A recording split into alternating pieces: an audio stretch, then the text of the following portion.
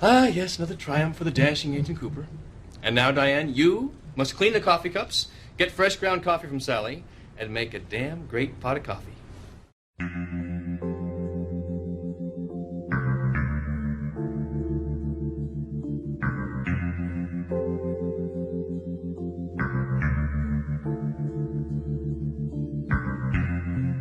Olá pessoal, eu sou o Renato Silveira.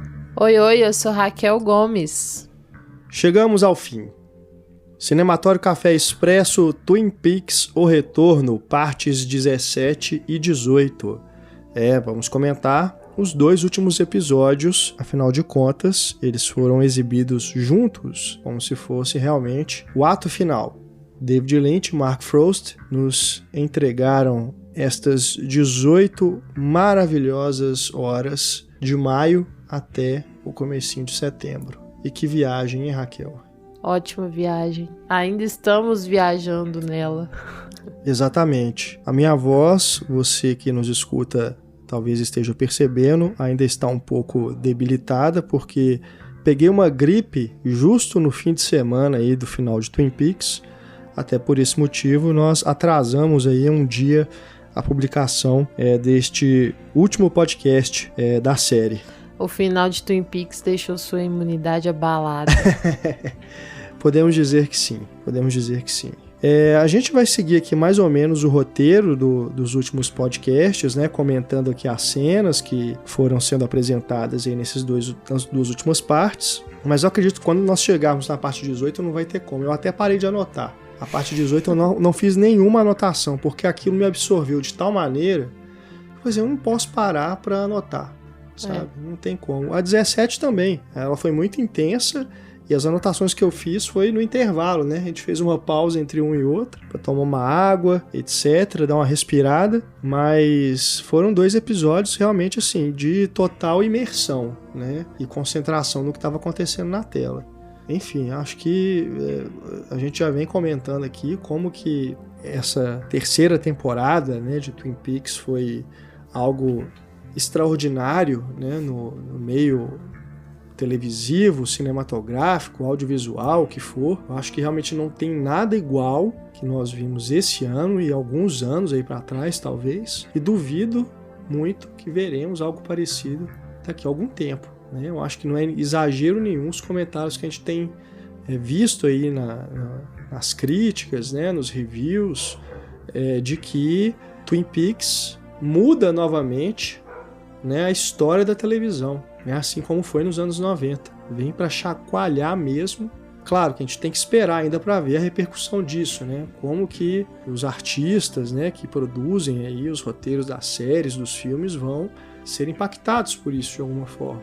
Acredito que não será o mesmo impacto, porque não teve a mesma audiência, né, que teve a série original, que foi um sucesso, né, de fato. Agora, essa teve uma audiência hoje, mais baixa. Né? A audiência de hoje é diferente da audiência do passado, né? Não tem nem como comparar, assim, porque antigamente tinha chegavam menos produções, eu acho, tipo, hoje em dia tem muita coisa para se ver, muita comunidade para participar, então assim, e é uma audiência conectada o tempo todo, então, e antigamente não era assim, a gente não tinha essa facilidade de comunicação, então assim, eu acredito que tenha sido uma série que, sabe, se posicionou muito bem dentro dessa nova audiência, sabe? E retornando à audiência passada também, né? E retornando à história pregressa, digamos assim, de forma atual, assim, né? Trazendo aí até, eu acho que abrindo, assim, a cabeça de muitas pessoas, sabe? Ou não. A gente vê que tem pessoas que mas se recusaram a comprar a ideia, né, de Twin Peaks. Eu acho que sempre vai haver, né, nesse caso, assim, porque realmente não é fácil. Não é algo, né, tão digerível assim. Você precisa ter mais paciência e tal. Mas eu digo até no sentido para quem faz mesmo, para os realizadores mesmo, sabe? Para eles prestarem atenção e tentarem fazer algo mais criativo, mais experimental e que a TV dê espaço para isso também, né? Eu acho... o grande desafio, né? Conseguir realmente essa abertura das emissoras, dos estúdios. Porque o Lynch, bom, é o Lynch, né? Então ele tem seu mérito, seu espaço. E a própria Twin Peaks também já tem o seu espaço e tal. Mas eu acho que serve para se pensar sobre isso também, sabe? Com certeza. Eu acho, na verdade, que ele pode ter acertado um alvo sem querer. Porque eu acho que, na verdade, ele mirou no público dele. Ele quis fazer essa série pro público dele. E claro que ele vai atingir uma nova audiência, uma nova geração, né? E eu torço muito para que ele tenha acertado esse alvo, que não era o intencional, entende? Eu acho que a ideia dele era, de fato, fazer esse revival, dar esse presente aí para os fãs, né, que mantiveram esse legado de Twin Peaks vivo durante tanto tempo, porque é uma série que continuou sendo consumida mesmo muito tempo depois de sua exibição, porque ela foi lançada em DVD, foi lançada em Blu-ray, né, em coleções assim bem caprichadas, com material novo. Então, assim, tem uma base de fãs muito forte, né, que continuou alimentando a série até quando foi pega de surpresa com o anúncio do retorno, né? Então, eu acho que o Lynch ele fez isso como... E o Frost, lógico, né, temos que dar os créditos para os dois. Sim. Como uma forma realmente, assim, de retribuir esse carinho dos fãs e também exercitar aquilo mesmo que eles vinham pensando a respeito da série desde a criação, né? Eu acho que Twin Peaks nunca abandonou o David Lynch e o Mark Frost. Com certeza. E tem essa questão também de que eles são muito inteligentes, então eles estão conectados com o contemporâneo, assim. E a gente sabe, a gente vê que nostalgia é algo muito forte hoje em dia.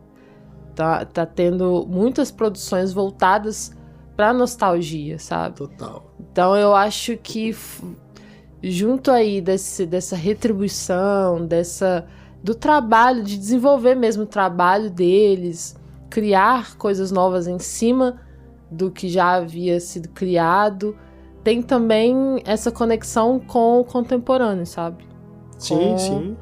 Com essa nostalgia que tá contagiando a gente, assim. Sim, mas ao mesmo tempo eu não acho que seja um oportunismo. Não tô chamando oportunismo, tô chamando de... só pra não ficar parecendo que a gente tá falando isso, né? Que eles decidiram voltar agora porque tem essa onda nostálgica, tá todo mundo fazendo revival das coisas e tudo. Até porque eles foram quem fez essa volta ao passado da melhor forma possível, né? Que não é a simples volta ao passado, entende?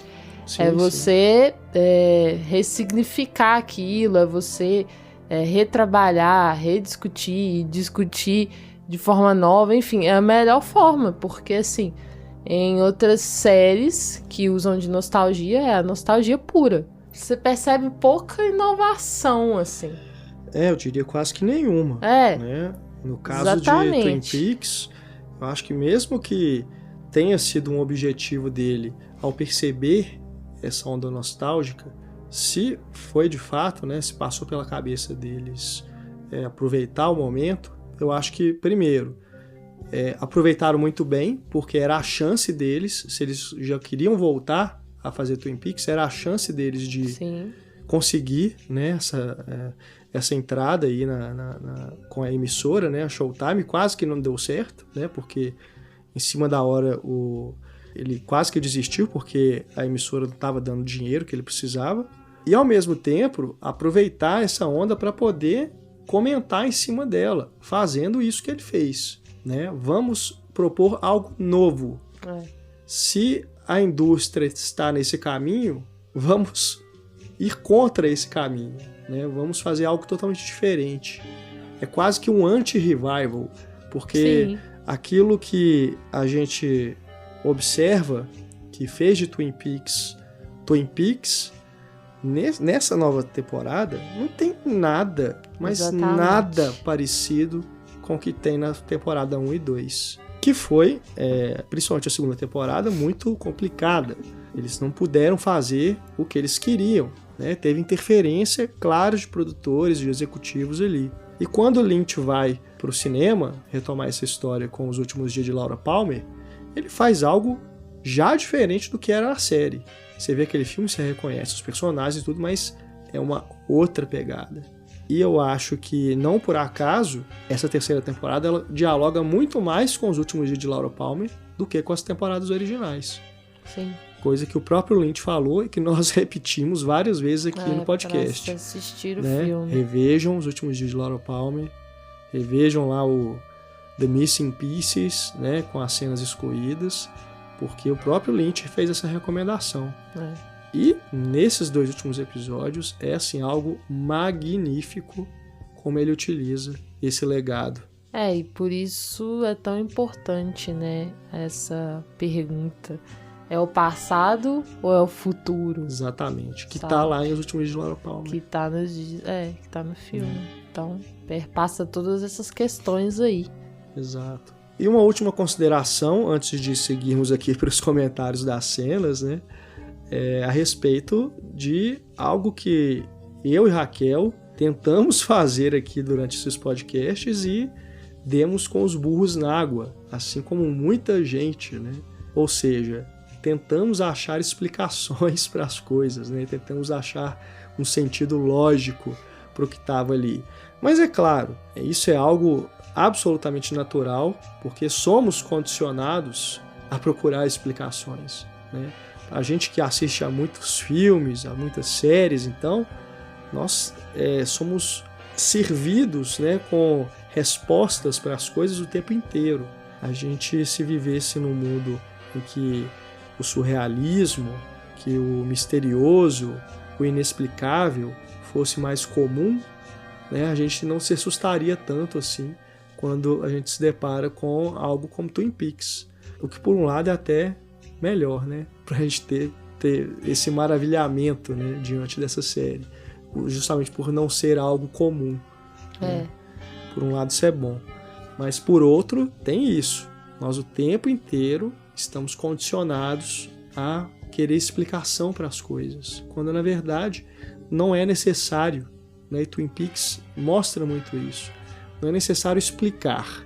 Agora, não significa que você vai assistir aquilo, vai assistir a série e não vai ter um entendimento, né? Uma compreensão. Aquilo não vai significar alguma coisa para você. Não diferente de respostas. Né? Não é ininteligível, né? Não é totalmente solto, né? Exatamente. Tem coisas ali que fazem sentido, sim. Tem um mínimo de sentido, né? Elas só não são entregues de bandeja. Só não são entregues de uma forma, né, clara, nítida, fácil, como a gente está acostumado. Eu acredito que seja exatamente para dar mais possibilidade de interpretação mesmo, assim, que é o que a gente vem discutindo sempre no podcast, que é essa construção coletiva também da obra, né? Sim. Quando é uma narrativa fechadinha, A mais B igual a C e tal, não te dá muita possibilidade de criação em cima daquilo, de interpretação, né, de fabular. E o Lynch te permite isso, assim, ele é generoso nesse sentido, Demais, né, porque sim. ele constrói de uma forma que o que eu falo pode ser certo, o que o Renato fala pode ser certo, o que os ouvintes falam pode ser certo, a gente junta uma coisa na outra e dá uma terceira coisa, uma quarta coisa, assim, sabe? E aí tem alguns pontos que se ligam, tem alguns pontos que são comuns, e a gente define, isso é isso. Mas não é tudo assim. Então, daí a riqueza disso, porque a gente pode ficar discutindo durante muito tempo, muito tempo. Exatamente. Essa minha felicidade. Twin Peaks não acabou. Não se esgota. Não acabou. A gente tem, claro, indícios, né, na tela de coisas que fornecem pra gente pistas, né, para criarmos essas teorias, né, enfim, tentar achar significado nas coisas e tudo. Faz às vezes parte ele da dá a brincadeira. resposta. Igual ele deu de quem é Judy, né? Que a gente tava, né? Nossa, quem é? Quem é Judy? Quem pode ser essa pessoa? E aí a gente tem a resposta nítida do que é. Mas ao mesmo tempo, a gente não sabe várias coisas, né? Que ficarem abertas. Exatamente. Né? A gente sabe, Judy é isso, mas como esse isso atua mesmo assim, e tal. A gente não sabe como é Judy. Exatamente. A gente sabe que é né? um mal, mas esse mal pode ser maligna extrema, né? Nas palavras de Gordon Cole. Mas é aquilo. Esse mal você pode interpretar de outras formas. Sim, que não exatamente assim, não é um formato fechado assim, mas ele te deu o caminho. Ele te dá o caminho, assim, ó. É por aqui. Bom, a primeira... os primeiros 20 minutos, né, da parte 17 já são bem tensos, né? Já resolve quase tudo ali. Isso eu achei bem engraçado. Porque, tipo, quer resolução? Então toma. Já vai dando um monte de coisas ali. Começa com a cena seguinte, né, o desaparecimento da Tulpa, da Diane, né, ali no escritório, aquele hotel, né, onde estão o Gordon, Tammy e o Albert. E aí o Cole revela pro Albert, né, segredos que ele guardou durante 25 anos. E ali ele revela, né, o que significa Judy, né, que inicialmente se chamava Jaudy, e aí virou Judy. What the fuck, né? E ele revela também que o Ray era um agente secreto, no fim das contas, né? Sim. Uma informação que, tipo, na real não faz muita diferença também, né? E aí ele explica, né, que o lance todo lá do caso Blue Rose era uma investigação conjunta, né? Que ele, o Philip Jeffries e o agente Cooper estavam conduzindo, né? A respeito do que o Major Briggs, né, havia descoberto. Pra tentar encontrar essa Judy, né, também. E que o Major Briggs e o Philip Jeffries eles acabaram desaparecendo nessa busca. Isso. E aí o Cooper diz pra ele, né, se eu desaparecer também... Vem atrás de mim, por favor. Não me abandone. Então a gente tem essas explicações, né, que o Cole dá ali pro Albert e pra Tammy a respeito disso. E aí me faz pensar que essa entidade, aliás, ele fala uma força negativa extrema, né? Provavelmente é aquela entidade que aparece na caixa de vidro. Sim. Aquela que expele, vomita, faz nascer. Escolha aí a sua opção mais agradável. O Bob, né? A Judy é a mãe do Bob. Judy. Mãe. A gente lembra do episódio 8, né? Inclusive na internet, alguns fãs chamavam de Mother, né? A Judy, sim. Essa entidade. Pois é. A gente lembra do episódio 8. E aí acho que ali é de fato a origem de tudo, né? Com aquela explosão atômica. É o que desencadeou o lance todo, né? Mas... temos que lembrar que já existia aquela outra dimensão, né? Que é o White Lodge. Pois é, eu acho que, na verdade, aquela explosão, ela borrou as fronteiras, né? Mas que mal já existia desde antes. Mal e bem, assim. Ah, sim, sem dúvida. Existiam, sei lá, existem. Desde que o mundo é mundo e talvez antes disso. Mas aí com aquela explosão, essas fronteiras de dimensões e mal, né, atuando de uma forma mais direta, mais lynchiana, a partir dessa explosão ficou mais intenso, assim, né? Principalmente em Twin Peaks. Que é pra onde o Bad Cooper segue, finalmente. Ele vai até aquele local ali no meio do mato, né, da floresta, onde acontece aquele vortex, né? Aquela abertura do portal de onde a Nidal caiu. E onde o Andy foi abduzido. Ele mesmo é abduzido, né? Como o Andy, ele simplesmente some da tela. e já aparece lá. Sugado. E quando ele aparece, é algo assim, é das cenas mais estranhas que essa série O apresentou. Major Briggs. Cabeça do Major Briggs. Balão né? do Major Briggs. Aliás, isso, vamos fazer. Olha, tive uma ideia, gente, genial. Aniversário de criança de balões do Major Briggs. Por favor, façam. Ai. Genial. Imagina que legal. E do outro lado, a cabeça do Bad Cooper numa gaiola, né? Uma gaiola. Aquilo é muito estranho. E o bombeiro lá flutuando, né? Como estava lá justamente quando houve a explosão, né? Ele sai aquela fumaça amarela, né? De dentro dele. E aí eles enviam o Cooper de volta. Ele já aparece em frente à delegacia, né? Bad Cooper. O Bad Cooper. Né? Aliás, uma cena bem estranha também. Ele que pega meio que um atalho ali, né? O bombeiro parece que joga ele pra lá. Ele usa assim. aquela tela como um tablet, né? Que ele passa assim. Ele desliza a tela, assim, né? Que tá na casa da Laura, né? Da família Palmer.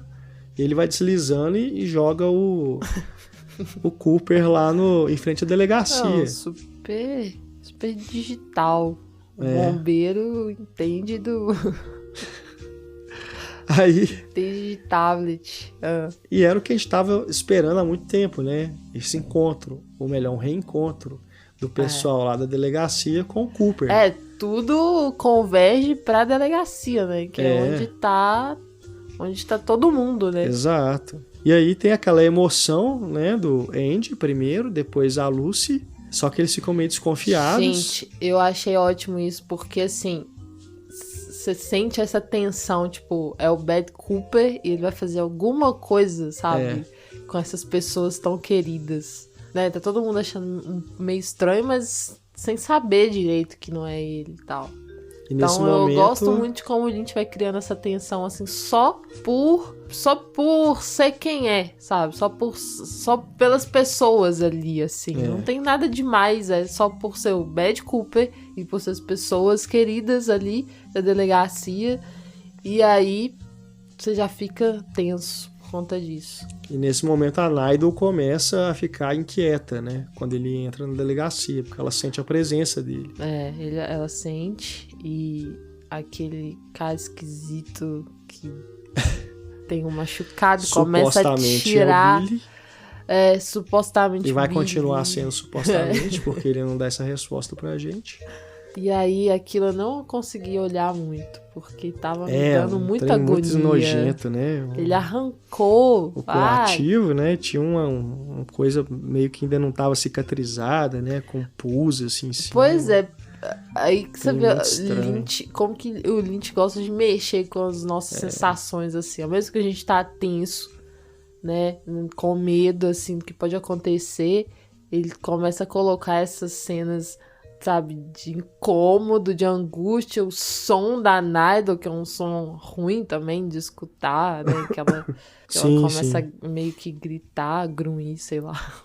É um e aí é uma pra mistura, dentro, né? uma mistura dessas coisas que vai te deixando confuso, vai te tirando, né? Vai te tirando do equilíbrio completamente, assim. E aí o Chad, que é o policial mau, ele tira uma chave debaixo da sola do pé, da bota dele. MacGyver. Não sei por que demorou tanto tempo pra fazer isso, né? Mas enfim. É uma cena também, assim, que é meio que... Ela se encerra ali mesmo e não tem nenhuma consequência, né? Ele abre a cela, pega uma arma, né? Ele pega a arma. Pega uma arma, o Andy chega, ele ameaça, né? Atirar no Andy. E aí o Fred, esse que é medo o de que causar tem a algo mão, no Andy. né? A mão verde lá forte, consegue abrir, dar um murro na porta, né? É. Aí a porta abre, bate na cara do Chad e acaba a participação dele na série. A gente nunca mais vai saber desse cara, né? Então é meio que assim, encerra ali, acho que é só mesmo isso, para criar um pouco de tensão mesmo, porque pra trama, né, tudo, não tem muita serventia aquela cena. Mas enfim, ela é bem conduzida. E aí, Cooper, né, de verdade, supomos, ele chega também a Twin Peaks, no momento em que o o Mr. C, o Bad Cooper, está lá no escritório do Truman, né? Do xerife Truman. E ali tem um momento, né, que o Andy pergunta pra ele se ele quer café, e ele recusa, que é a deixa, né? Assim, a gente sabe que ele não é o Cooper de verdade, mas é a deixa pra todo mundo ali. Pra todo mundo desconfiar. Já falar, não, esse aí, esse tá bichado. Né? Aliás, me lembra quando a gente tá passando mal, sei lá, ou tá triste, ou que a gente esteja diferente de alguma forma e que a gente não quer algo que a gente sempre quer, sabe? Seja de comida, ou seja fazer algo assim que a gente sempre quer fazer. Sempre tem alguém pra falar, ué, não, você tá estranho. É verdade. Você tá estranho. Você não vai querer comer isso? Você ama isso. Você mesmo me fala quando eu não quero comer pão. É verdade. Mas ali eu acho que foi só um toquezinho mesmo, né? De roteiro, né? Uhum. Pra diferenciar mesmo ele do outro Cooper. Que no episódio 18 vai ter um momento também envolvendo café, né? Que também é também bem pra te abrir o olho. Tem a ver com isso, né? A gente sabia que aquele ali é o Cooper ou não. O Cooper bom chega com os irmãos Mitchum, né? E a Candy, esqueci o nome das outras. O grupo todo, Candy, né? Mandy, eu acho que Andy, talvez. A turma toda chega ali, com sanduíches, inclusive. Né? Mas é pra isso mesmo. Conforto. E aí, enfim, chega todo mundo na delegacia e aí nós vamos ter a conclusão, né, do embate. Finalmente, a gente vai ter a resposta daquela visão que o Andy teve lá no White Lodge, né, em que a Lucy ficou estupefata, né, olhando, porque ela então estaria olhando pro Bad Cooper, né, e ela acaba que dá um tiro nele. Quem mata o Bad Cooper é a Lucy, né, cara? Quem dá o tiro, Incrível isso foi muito legal. E ela falando que finalmente descobriu o porquê de celular, algo que ela fala assim. Achei genial isso. Aí, nesse momento, os lenhadores estão lá tentando refazer, né, o Cooper como no episódio 18. E ali todo mundo tá olhando aquilo, né, sem entender Inclusive que diabo é gente, aquilo. Né? E aí sai de novo a esfera, né, de dentro do abdômen do Bad Cooper com a cara do Bob. Só que nesse momento, diferente do episódio 8, essa esfera ela não vai retornar. E o Bad Cooper não vai retornar também à vida. Né? A esfera ela começa a levitar para atacar as pessoas que estão ali. E aí o Fred encontra o seu destino finalmente. Olha, e a determinação. Aquela cena assim, né? É aquela coisa assim, eu encontrei meu caminho, meu destino é esse. Pá. E a gente tem aquela briga, né, do Bob com o Fred e... Corte rápido, uma coisa completamente um negócio, louca, né, assim. estranho. Mas é patético também. Né? Eu acho que é uma briga também meio patética. É, um negócio assim... Eu li num dos reviews que eu li, foi o Keith Hewlett, inclusive, que eu sempre recomendo aqui, do MUBI, disse que aquilo parecia é o mais perto que a gente vai chegar de ver Dragon Ball Z dirigido pelo David Lynch.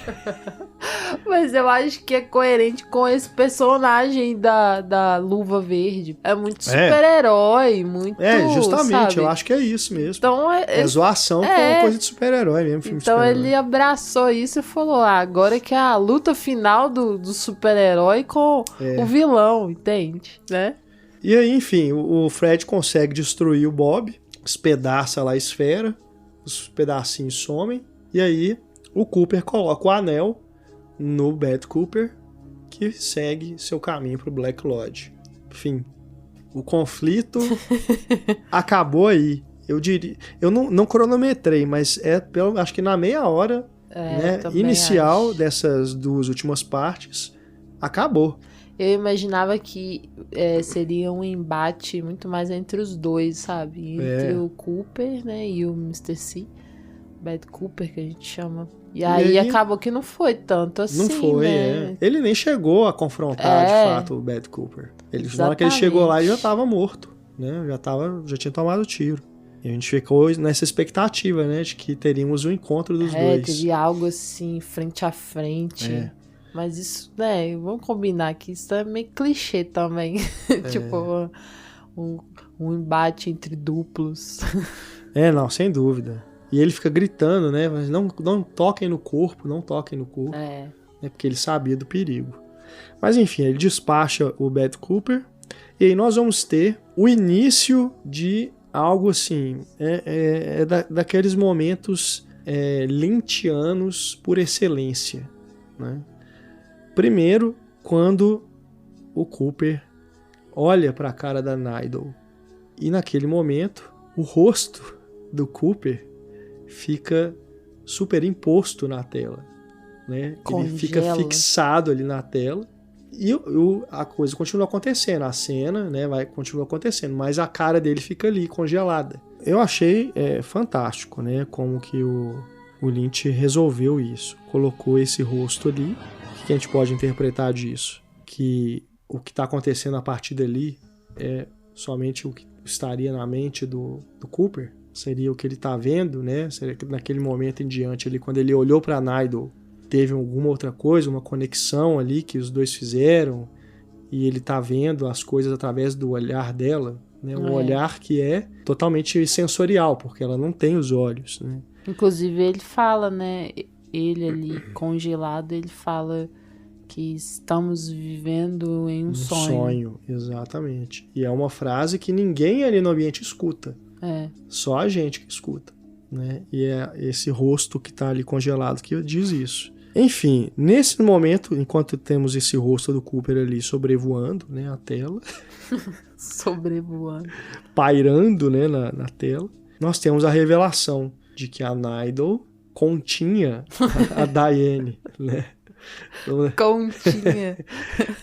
Porque, assim, já havia, né, a suspeita, né, de que já tinha teoria. Seriam a mesma pessoa, porque Nydell, de trás para frente, é o Diane. Então tinha essa suspeita. Mas eu ainda fico receoso em dizer que a Nydell é a Diane. Eu também. Porque ali a gente tem uma transformação estranha, né? É como se a Diane estivesse realmente presa dentro do corpo da Nydell. E não que ela fosse a tulpa da Nydell, ou alguma coisa nesse sentido. Ou que a Nydell fosse a tulpa da Diane. Pode ter sido, assim, uma tulpa criada pelo Bob, por exemplo. Pode. Sabe? Eu também acho que afirmar o é muito forte. Mas a ligação é nítida, assim. Exato. A Diane estava conectada a Nydell. E agora de peruca vermelha e as unhas preto e branco. Achei ótimo isso, porque é o melhor uso fashion da estética do Black Lodge. Peruca vermelha de fogo, que lembra as cortinas vermelhas, e o preto e branco do piso, né? Exato. São detalhes que eu gosto sempre de reparar. E aí, de novo, a gente tem que colocar sob suspeita essas coisas, justamente pelo que você acabou de dizer. Ela é o Black Lodge personificado, né? Nas cores e tudo. E sai de lá, inclusive. Pois né? Quando o rosto da Nydell abre, né? Aquela coisa esquisita ali. Parece que é um casulo, né? Trem estranho. É de dentro do Black Lodge que ela sai. Né? Então, temos aí essa pequena confusão que é feita na nossa cabeça, que vai perdurar aí até o episódio 18. Pois é, né? Diane, assim... Quem é Diane? Quem é Nunca Diane? É uma incógnita também, assim. Não ficou claro quem é Diane. Diane pode ser... Diane, como se apresentou nessa temporada, pode ser até uma projeção do Cooper, sabe? Vai saber. Daí, primeiro, antes de sairmos do gabinete ali, né, do escritório do Truman, tem uma referência explícita ao Mágico de Oz, quando o Cooper fala, né, para eles: espero vê-los novamente, todos vocês. Que ao mesmo tempo é um certo reconforto, né, para nós que talvez esperamos que o Lynch faça mais Twin Peaks, né, uma nova temporada, um filme, o que seja, para que essa profecia talvez se concretize, que o Cooper reencontre, né, todas aquelas pessoas, porque isso foi muito curioso também. O reencontro dele com o Gordon e as pessoas de Twin Peaks foi muito rápido, né? Foi assim, né, alguns minutos só que ele ficou ali na companhia deles. Gordon, Coop. Então, quem sabe, né? Mas tenho minhas dúvidas, né? Se realmente veremos esse reencontro mais alguma vez. De todo modo, acho que foi uma despedida bonita. Essa referência ao Mágico de Oz é bem simbólica também. E dali, o Cooper sai com a Diane e o Gordon em direção àquele quarto misterioso que o James ficou lá escutando aquele barulho, né, no hotel, lá Barulho embaixo. do mal. E aí a chave, né, que estava no bolso do Cooper, que era do quarto, né, abre essa porta e lá ele encontra o homem de um braço só, que vai conduzi-lo àquele lugar, né, da loja de conveniência onde o Bad Cooper havia encontrado o Philip Jeffries, em sua nova forma de bully.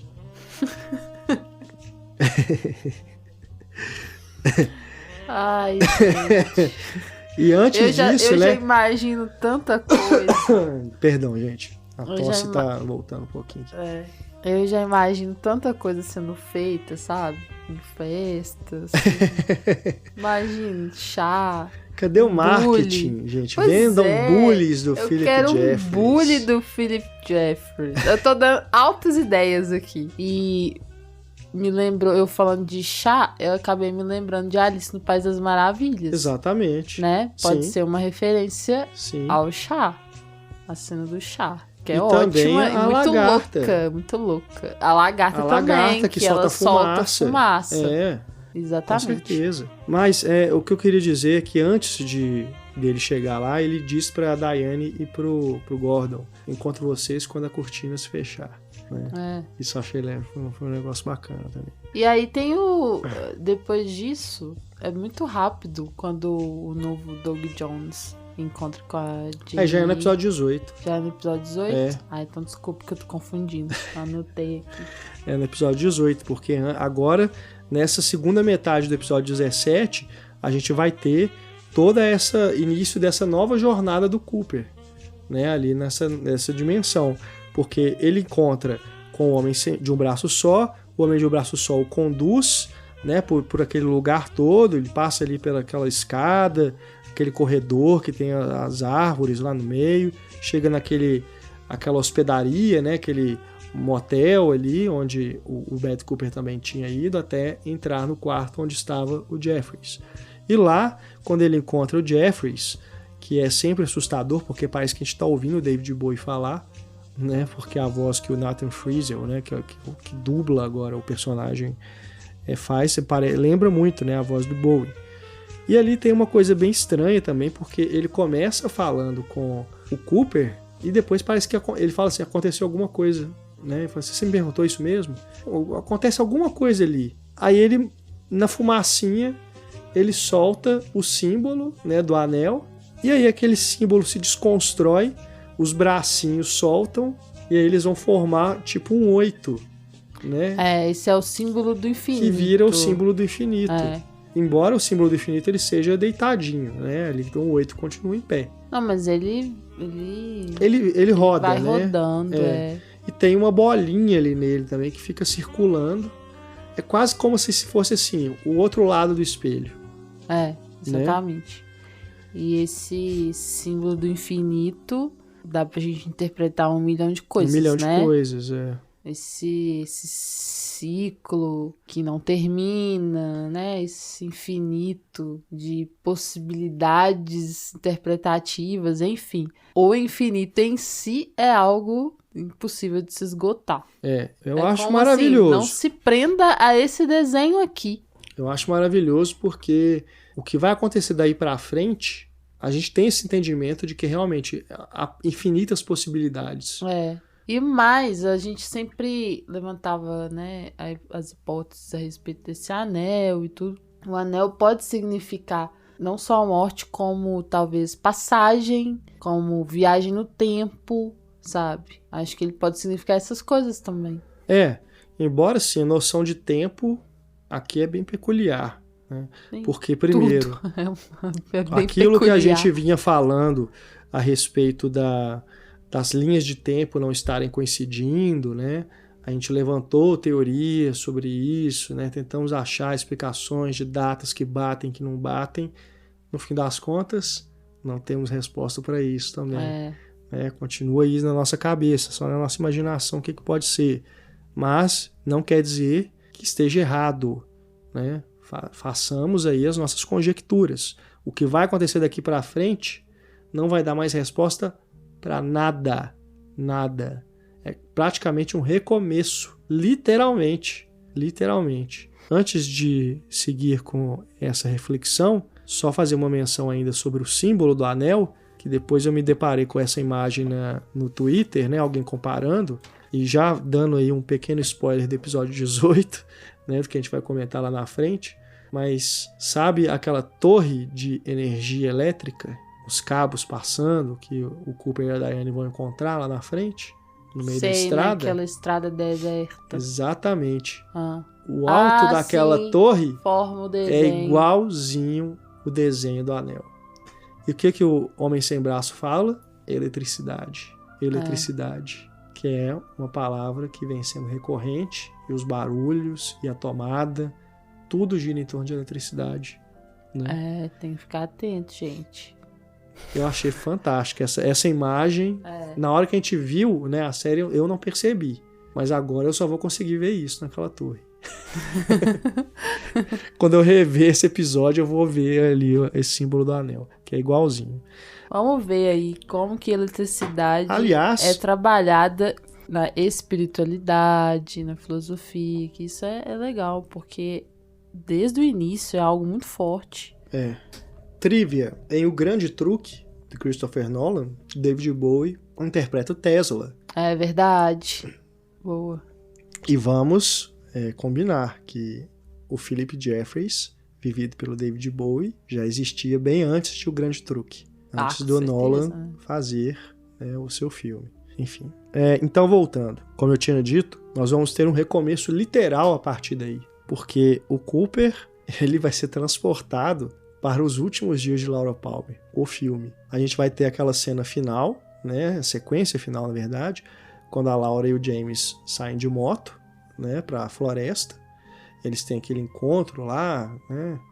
E dali ela vai seguir, né, para o seu destino fatal. Só que antes disso, quando a gente assiste aos últimos dias de Laura Palmer, a gente fica meio que sem entender por que ela grita, né, ali no meio do mato. A gente sabe que ela tá sob efeito de drogas, né, cheirando cocaína e tudo mais. Entre Mas a outras gente coisas. e a gente não entende por que ela grita, o que ela viu e gritou.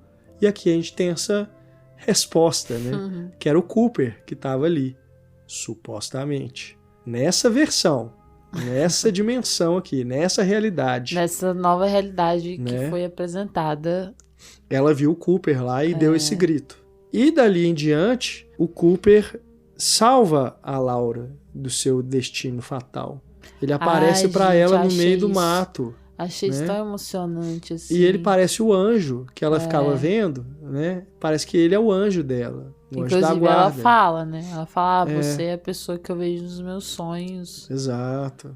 Quando ele dá a mão pra Laura Palmer e a gente vê que ela tá jovem, aquilo eu achei assustador. Assustador, porque eu olhei pra aquilo assim, gente, é outra atriz? Ou será que é a Sheryl Lee mesmo? Aquilo eu fiquei assim, realmente embasbacado com a cena. Porque a gente já viu aí no cinema, teve no Rogue One, né, a polêmica lá em torno da Carrie Fisher. Só que ali é uma coisa que quando você vê um pouco mais de tempo, você percebe que é um boneco digital. Aqui não, parece com uma pessoa mesmo. E aí você tem uma... Eu me assustei de perceber que era o Kyle MacLachlan atual, né, já envelhecido, de 25 anos depois, dando a mão para Sheryl Lee de 25 anos atrás. Aquela imagem eu achei absolutamente assustadora. Eu não achei assustadora, assim, porque essa Laura Palmer que dá a mão pra ele, pra mim, parecia uma outra atriz, sabe? Porque, assim, eu percebia uma fisionomia um pouco diferente, apesar de muito parecida. Cabelo também. Enfim, eu percebia diferenças. Aí, pra mim, eu achei que eles resolveram com uma nova atriz. Mas também pode ter acontecido o seguinte, né? De ter feito a cena com a Sheryl Lee agora e rejuvenescido ela através de CGI. Porque daria diferença também. Porque à medida que a gente envelhece, a gente sabe, a gente vai ficando com a fisionomia diferente mesmo. A gente mantém características fortes, mas a gente vai emagrecendo o rosto, enfim. Mas assim, eu não fiquei... Na verdade, eu não fiquei assustada com essa cena.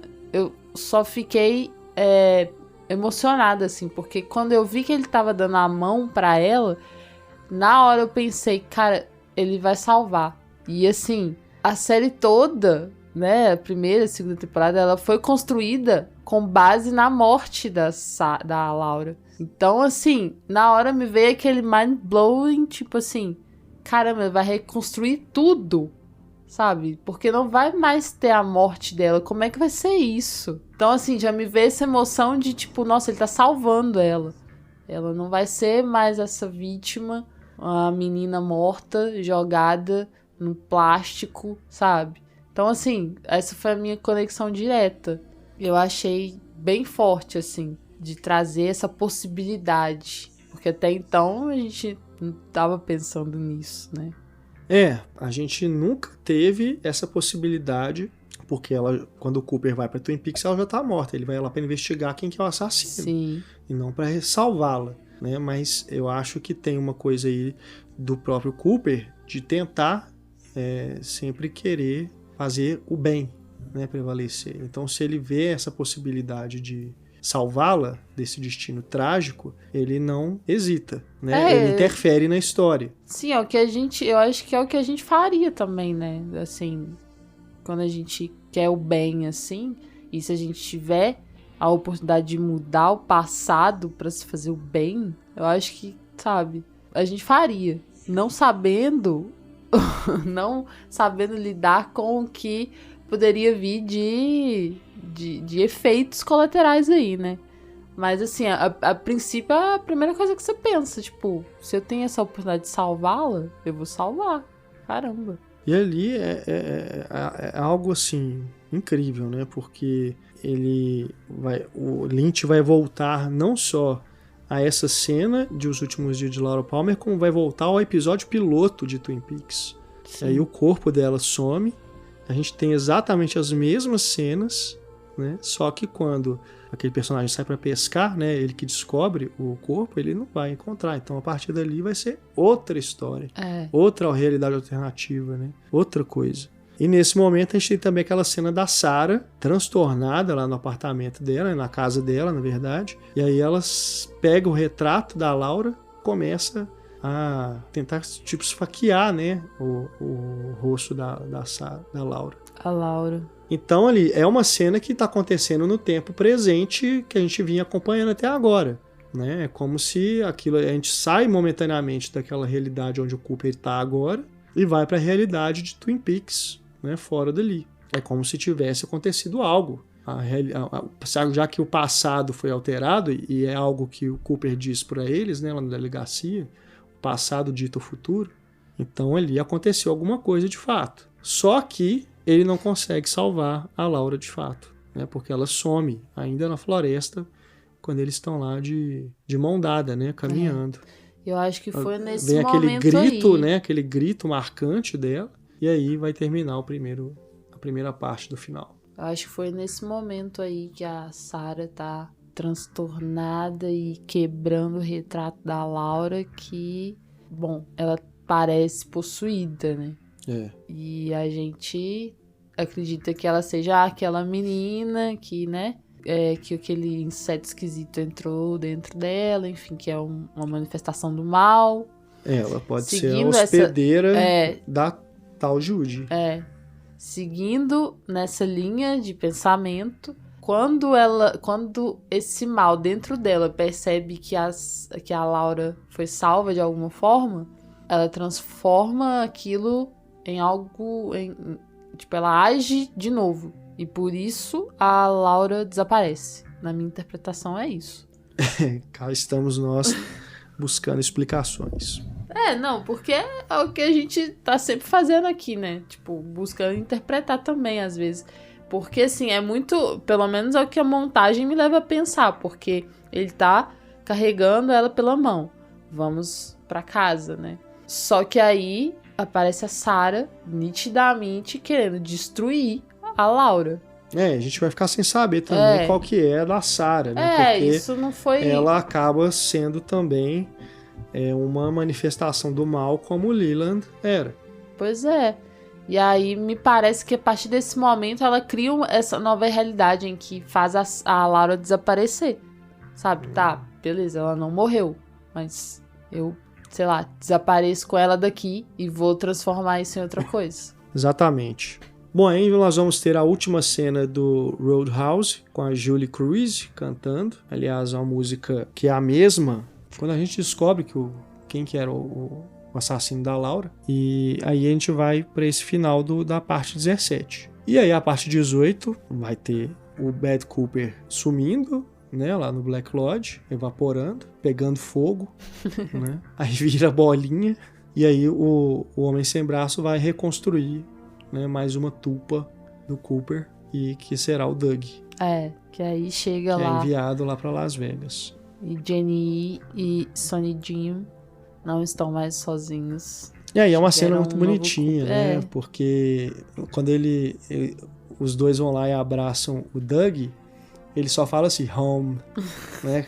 Quase como se ele tivesse de volta naquele estado catatônico, né? Em que ele se encontrava. Aí a gente retoma aquela cena do Cooper na floresta com a Laura, né? Ela desaparece enquanto eles estão lá de mão dadas. Aí a gente vai ter uma nova repetição de cenas, agora da primeira, não sei se é da parte 1 ou da parte 2, quando o Cooper tá lá no Black Lodge, né, conversa com a Laura, conversa com o Homem Sem Braço, ele encontra o Leland, né, enquanto ele tá lá andando, aí ele passa por aquele corredor, vai até lá no braço, né, ou a evolução do braço, e aí que vai mudar, porque aí primeiro o braço fala uma frase que a Audrey tinha dito, né, lá pro Charlie. Essa é a história da garota que mora no fim da rua. E aí é o máximo que a gente vai poder lembrar da Audrey. A Audrey... Né? Ela sumiu. Era aquilo lá. A parte 16 e a história dela acabou ali. Exatamente. E você interprete como quiser. Ela tá no manicômio. E as cenas do Roadhouse, era tudo na cabeça dela? Ou será que só algumas? Ela tá em coma? Será que ela tá presa onde? E as cenas do Roadhouse, em que personagens de Twin Peaks estavam lá misturados, né? O James e o Fred, por exemplo.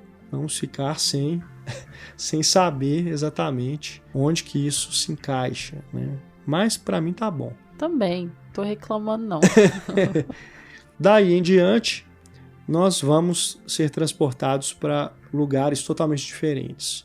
Primeiro o Cooper vai aparecer com a Diane no carro, numa estrada, e aí a gente vai saber o significado daquele 430 que o bombeiro havia dito pro Cooper, né, lá no episódio 1.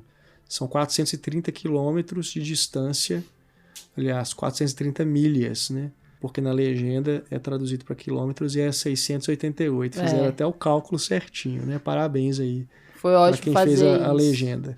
Mas ao mesmo tempo perdeu o sentido do negócio, né? Porque o número era 430. Seria legal se eles tivessem colocado 430 milhas. Não tem problema. Na legenda. Né? E aí, quando eles chegam nesse destino, aí vai ter a imagem lá do poste, né, da torre, né, de eletricidade que eu falei, que tem o formato lá do símbolo do anel. Ali o Cooper vai sentir que tem alguma coisa, né? É o ponto exato, né? Se ele passar dali, ele vai entrar realmente em outro local. E aí ele fala para Diane, a partir daqui as coisas... É ela que fala, não? Pra ele? Não sei. Bom, os dois eles decidem ir juntos, né? A partir dali as coisas não serão as mesmas.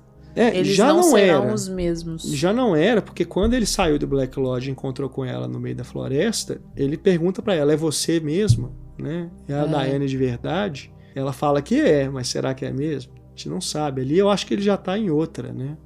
Quando ele sai dali, já tá em outro lugar. Aí eles vão seguindo de carro ali, chega nesse local, eles decidem ir, né? Atravessar. A gente já tá aqui, vamos, né?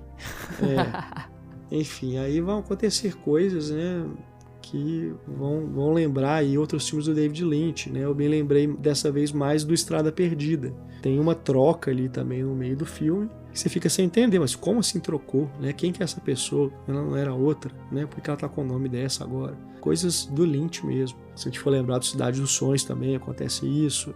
No Império dos Sonhos também tem muito a ver. Enfim, são coisas que estão nesse imaginário, nesse universo aí do David Lynch. E aí, eles vão passar aquela noite naquele motel, enquanto o Cooper vai lá pegar a chave do quarto. A Diane vê um duplo dela. Se assusta. Que ali a gente já fez assim, pô, então tem alguma coisa errada mesmo, né?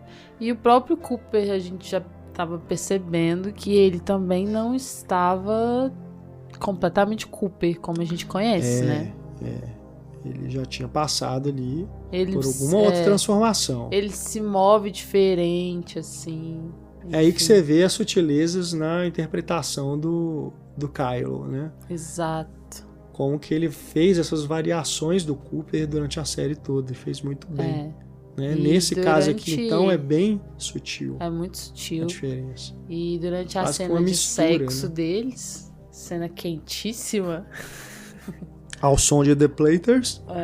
Inclusive a mesma música do episódio 8. E ela tampa o rosto dele o tempo todo, né?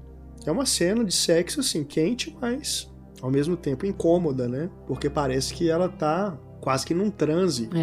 Ela fica olhando pra cima, assim, né? E ele estranho. E ela tampando, assim, o rosto dele, enfim. E assim, quando eles começam a transar também, é algo assim... quase que no automático, né? E agora, o que a gente faz, né? Como se eles estivessem, nós temos que fazer isso, né? Estranho, né? É uma cena bem estranha. A gente tem a impressão clara de que as coisas não estão, né, sendo resolvidas, né? Eles estão num outro momento, alguma outra coisa. E aí, quando ele acorda, então, que ele encontra o bilhete, aí nós temos os nomes de novo, Richard e Linda.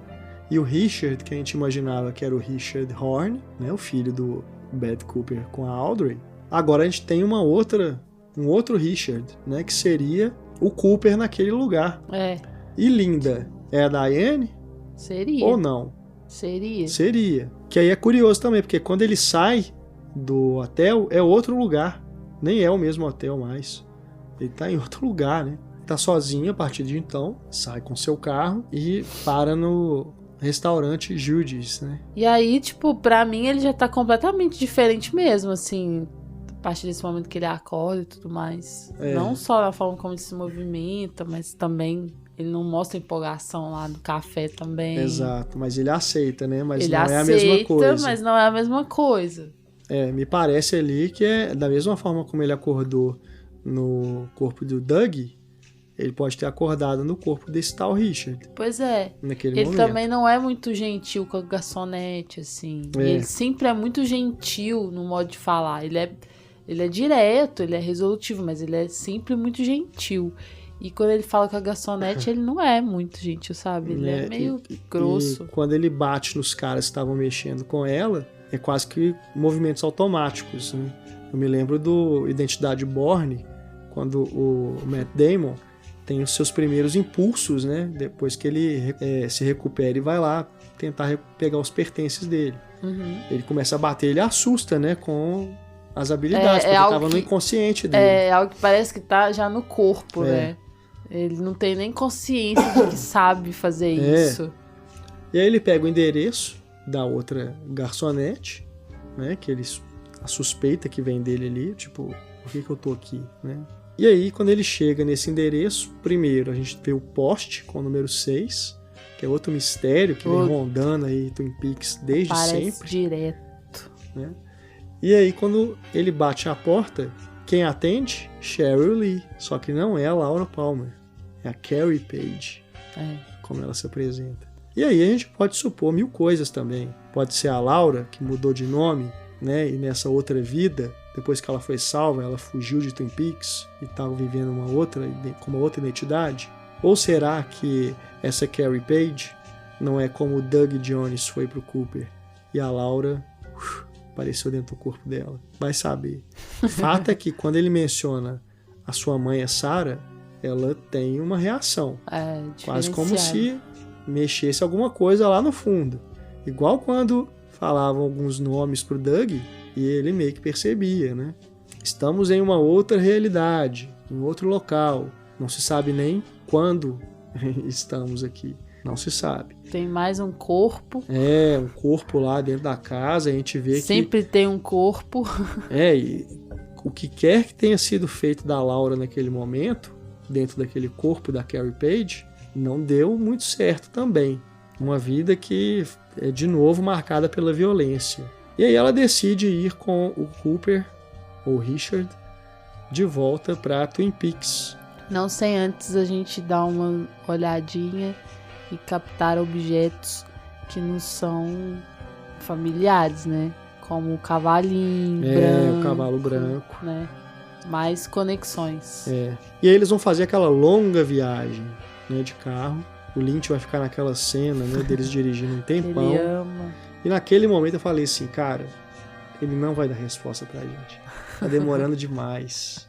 Ele vai prolongar esse momento. Não deu outra. Aí vai naquela viagem, eles vão ali andando, aparece aquele farol lá atrás.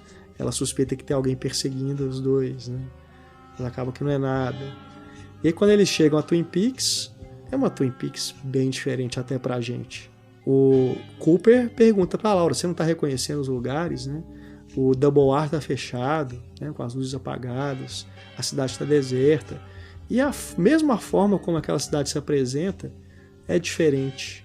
E aí ele chega na casa que seria, né, da família Palmer, no número 708. Quando eles vão subir na escada, tem uma coisa estranha também, né? Eles vão lentamente, o olhar da Carrie / Laura tá meio estranho assim, né? Com medo. O que será que a gente vai encontrar aqui? E quando ele bate a porta, quem abre? A dona de verdade da casa.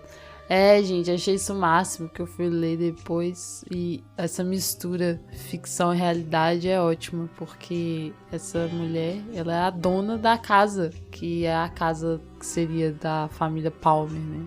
Ela é a dona de verdade, assim. A mulher tá lá participando da série. O que me leva a uma outra possibilidade. Será que naquele momento ali, então, onde, né, o Cooper está com a Laura ou a Carrie, não é a nossa realidade? Entende? Ele passou para a nossa vida real aqui, né, a Twin Peaks de verdade. Né? É curioso, porque por isso que eu disse que a forma como a cidade é mostrada ali nesses momentos, nessas cenas, é diferente. É uma coisa um pouco mais realista, assim, como se fosse uma cidade mesmo, não uma cidade que a gente está acostumado a ver na série, né? Que tem uma estilização na forma como ele filma, né? Nos enquadramentos. Parece uma coisa bem mais trivial, assim, de reportagem, sabe? Quando filma, assim, a cidade, documentário e tudo. E aí, com essa informação de que aquela mulher é a dona da casa mesmo, me passou isso pela cabeça, né? Pode ser isso, né? Ele agora veio para a nossa realidade, ele atravessou o portal e a dimensão que ele está agora é a nossa, né? Seria curioso. E ali, ao mesmo tempo, ele vai manter a conexão com o universo Twin Peaks, porque os dois nomes que essa mulher menciona são da mesma pessoa na série. A senhora Chalfont, né, que ela menciona, que seria a dona anterior da casa, é também a senhora Tresmond. É a mesma atriz, né, que fez aquela senhora que aparece para a Laura no Double R e entrega para ela o quadro, né, e que depois aparece também na série quando a dona vai lá entregar alguma coisa, né, se não me engano é um pedido também do Double R. Então, assim, é algo que está indo para um outro caminho, mas ao mesmo tempo está mantendo uma ligação com o universo, né, e essa personagem que não havia sido mencionada. Não, já foi mencionada. Nessa temporada? O Carl mencionou. É verdade, o Carl. O Carl mencionou. Eu só não tô foi nos últimos que não dias foi... de Laura Palmer. Não foi nessa temporada. Exato. Foi no filme Os Últimos Dias de Laura Palmer, que ele menciona que lá na comunidade de trailers dele, isso, ela já tinha morado lá. Tinha morado lá com o neto, né? Que é o garotinho que aparece lá pra Laura também. Então, é uma personagem que ele vai resgatar aos 47 do segundo tempo, né? Para essa série e para essa temporada. Então, isso é algo magnífico também, como ele faz essa junção, né, da realidade com a ficção nesse momento. E ali, O que vai acontecer depois, né? A gente vai ficar debatendo o resto da vida. Porque o Cooper e a Laura se afastam, ele pede desculpas pra moça que mora na casa. Quando eles chegam na rua, ele vira pra Laura e pergunta: em que ano a gente tá? Nós não teremos essa resposta. E quando a Laura se volta pra trás e olha pra casa, ela escuta a voz da mãe chamando por ela. Algo bem assim, lá no fundo, né? E aquela casa de repente vira uma casa mal assombrada. E aí a Laura / Carrie vai dar aquele grito que a gente conhece muito bem, que vai ficar ecoando infinitamente. Tal qual o símbolo que o Philip Jeffries faz questão de mostrar. E aí tem uma pane elétrica, tudo escurece e acabou. E aí todo mundo grita junto. E aí, durante os créditos, vamos ter aquela cena icônica também, né? Da Laura lá no Black Lodge, contando um segredo no ouvido do Cooper. Nós nunca saberemos o que ela falou. Nunca saberemos. Porque na primeira vez que isso aconteceu, a gente soube que ela disse, né? Que o Leland, né? Ela fala, meu pai me matou. Só que agora a gente não vai saber o que ela disse. Né? E aquela cena fica indo durante o crédito todo, né? Parece que tá em loop, né? Ela fica... né? Até acabar. E, fica cara, até como uma marca d'água, assim. Eis os mistérios. Ela e o Bill Murray, de Encontros e Desencontros, adoram um cochicho não compartilhado, né? Tá aí então, gente. Tirem suas próprias conclusões. Twin Peaks acaba nessa cena, mas, como nós dissemos no início do podcast, não acabou pra gente, porque nós continuaremos a debater. A base de fãs de Twin Peaks continuará a alimentar, né, o legado dessa série. É isso aí. E se vier outra, que venha, né, com a mesma potência, com a mesma magia, com os mesmos mistérios, né, com esse mesmo maravilhamento, que não seja apenas por fazer. Eu acho que é um encerramento perfeito, porque nos dá essa dimensão também de que as coisas se resolveram, mas não se resolveram. Essa busca eterna por uma explicação, né, que é bem própria do trabalho de um detetive, caso do Cooper, né, de querer resolver todos os casos, e talvez isso tenha uma implicação direta sobre a própria condição do Cooper, né, de ele ser esse cara que acha que vai dar conta de tudo e de não aceitar, né, que as coisas fiquem mal resolvidas. Ele talvez esteja eternamente amaldiçoado justamente por isso. O Keith Hewlett, né, que escreve as colunas de Twin Peaks lá para o MUBI, ele toca nesse ponto, né, eu concordo muito com ele. É como se o Cooper não aceitasse a existência do mal, queresse sempre que o bem, só o bem, existisse. E a gente sabe que não é assim, né? As coisas são cíclicas, sempre que o mal é derrotado, ele vai surgir de novo. E... eu acho que ele nem é derrotado, né? Ele é contido em alguma situação. Sim. Ele é superado. Sim. Mas bem e mal sempre existiram e sempre vai existir. O que vai fazer a diferença é o que a gente escolhe, o caminho que a gente escolhe nisso, né? Exato, a gente vê isso na história, né? Por exemplo, se a gente for pegar aí exatamente o episódio 8, a explosão da bomba atômica, é um mal que surge para assombrar o mundo depois que as pessoas achavam que a Segunda Guerra já era a coisa mais horrorosa que a humanidade podia ter visto, né? O nazismo, o holocausto, enfim. Aí surge essa ameaça nuclear. Então, assim, é uma coisa que vai sempre, né, acontecer. E aí, se a gente pega o padrão do Black Lodge, tá na nossa cara ali o tempo todo, né? Preto e o branco alternados em zigue-zague. E até essa questão, assim, de que talvez um não exista sem o outro. Exato, sabe? Exato. Talvez era esse o mistério desde o início, e o Cooper tentando, né, eliminar o mal, né? Só que é algo que é impossível. Né? Só que ao mesmo tempo não se pode também ser cômodo, né? Frente ao mal, assim. Por mais que a gente saiba que ele vai sempre existir, eu acho que é muito válido você lutar sempre pelo bem, sabe? Com certeza, até pra manter esse equilíbrio. E sim, pra Não manter deixar equilíbrio. o mal Se alastrar e... dominar, né? Eu também concordo com essa leitura. Eu acho que ele meio que se torna um prisioneiro disso. Não tem como escapar, assim. Ele vai querer sempre salvá-la, né? Em qualquer realidade alternativa, ele vai estar lá tentando salvá-la, tentando fazer com que a história dela seja melhor, sabe? Porque é isso que fica, assim, também. Fica essa vontade, assim, de que algo pudesse ter sido feito, sabe? Pra que ela não tivesse esse fim tão trágico, assim. Eu penso, assim, que ao mesmo tempo que bem e mal existe, né? Também a série mostra muito como que a gente tem nossas divisões, nossas fragmentações, nossas projeções, assim. E como que a gente, cada um vive uma realidade, né? Que o outro, às vezes, desconhece completamente. Não tem noção, assim. Eu acho que o Lynch, ele bebe muito nessas filosofias, nessas psicologias sobre realidades, sabe? Paralelas. Sobre consciência e inconsciência. Então, assim, é muito bom a gente fazer leituras a respeito disso também para compreender não só Twin Peaks, né?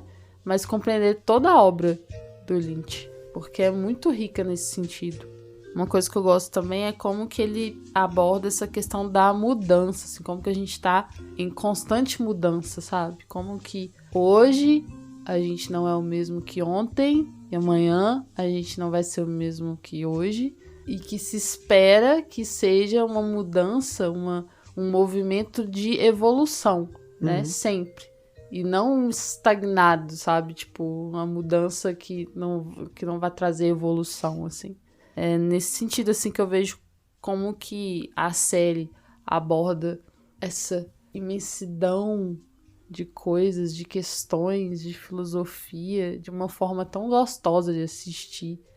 E, assim, eu só tenho a agradecer mesmo, porque eu sou fã e vou sempre acompanhar tudo que ele fizer, tudo mesmo, porque é um gênio. Sem dúvida alguma. E a gente vai encerrando esse podcast sobre Twin Peaks, mas retornaremos, tá? No futuro bem breve. E a gente faz aí o ato final para encerrarmos e fazer um mesão de discussão sobre Twin Peaks. Sim. Agradecemos demais a audiência, a companhia de vocês que estiveram conosco durante todo esse tempo, né? Durante a exibição aí de Twin Peaks, nos acompanhando episódio a episódio. Esperamos que você tenha gostado e não deixe de dar sua contribuição também na discussão aí nos comentários, né, na página do podcast, que foi um dos lugares mais legais onde a gente encontrou teorias, especulações e tudo mais sobre o que o Lynch e o Frost nos proporcionaram. É isso aí, pessoal. Adorei fazer esse expresso e adorei que vocês estavam aqui nos acompanhando. Então, nós voltaremos e esperamos vocês nos acompanhando em outras coberturas também, em outros expressos e tudo mais que a gente fizer. Beijo e obrigada a vocês também. É isso aí. E obrigada Lynch e Frost e todo mundo da equipe dessa série maravilhosa que é Twin Peaks. Até mais, pessoal. Um grande abraço. Tchau.